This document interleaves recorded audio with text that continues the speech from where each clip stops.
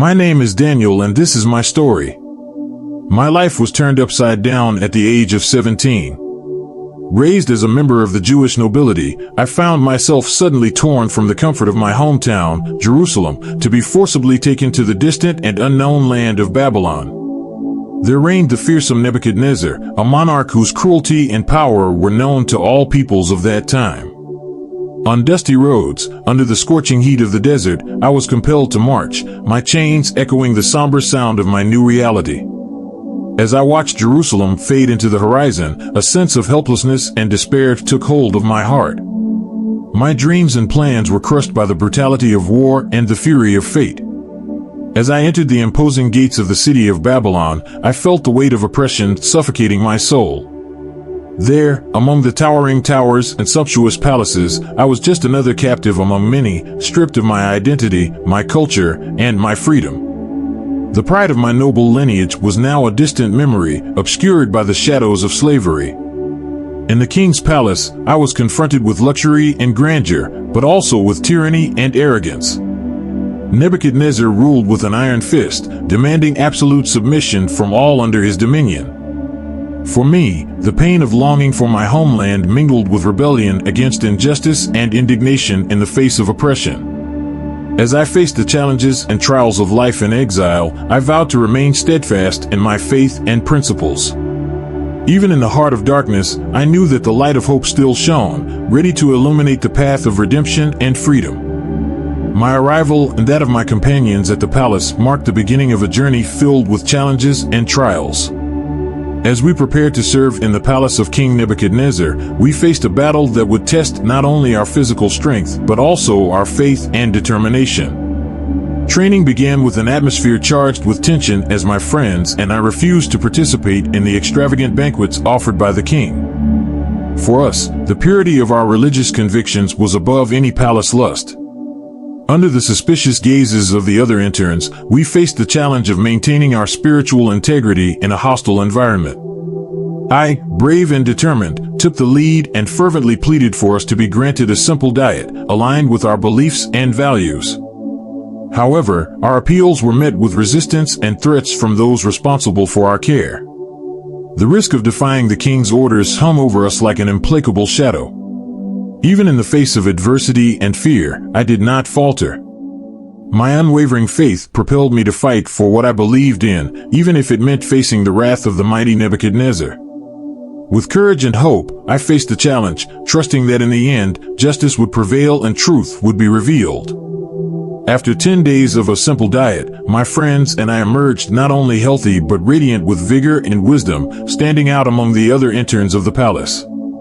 With permission to continue our dietary regimen, our journey of preparation for service in the palace of King Nebuchadnezzar continued, marked by challenges and triumphs. At the end of 3 years of training, a final test awaited me and my companions, the direct test of King Nebuchadnezzar himself. Before the powerful monarch, our skills and knowledge were put to the test, proving superior to the other interns tenfold.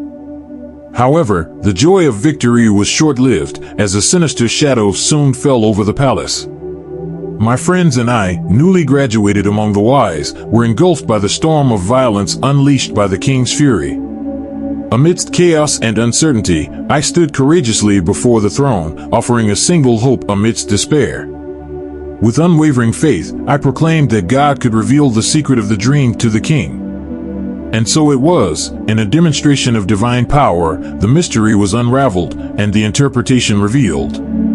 Under the astonished gazes of the court, I described the dream and its prophetic significance, revealing the intertwined destinies of the earth's kingdoms under the sovereign gaze of the Creator. I explained that the head of gold of the statue represented the kingdom of Nebuchadnezzar.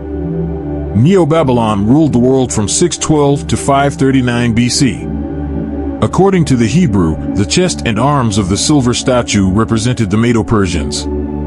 This would become the next dominant world power from 539 to 331 BC. The belly and thighs of bronze represented another great power, Greece, which would rule from 331 to 168 BC. Next, the iron legs of the statue were described as symbolizing Rome, the empire that conquered the Greeks in 168 BC and dominated world affairs with an iron will until its fall in 476 AD. The statue also had feet made of iron and clay, representing the divided kingdoms of Europe that never achieved unity. In the end of the dream, a rock, symbolizing God's eternal kingdom, destroyed the statue and endured forever. Thanks to my success in explaining to King Nebuchadnezzar his dream and its meaning, all the wise men were spared. Causing a deep impression on the Babylonian ruler, I was promoted to the position of governor of the entire province of Babylon. Later in his reign, King Nebuchadnezzar had another dream, which he again asked me to interpret. The dream was of a huge tree that, despite its magnificent appearance, was cut down, leaving only its stump. I had to reluctantly reveal that the tree represented the king and how he would be cut down and reduced to living with wild animals. Then I told the king that he would remain in this state until he was ready to acknowledge that there was no one greater than God.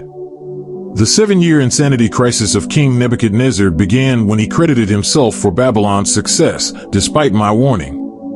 The Babylonian monarch lived for 7 years with wild animals, having been struck with severe psychosis throughout the period. His hair grew as long as eagle feathers, and his fingers and toenails resembled claws.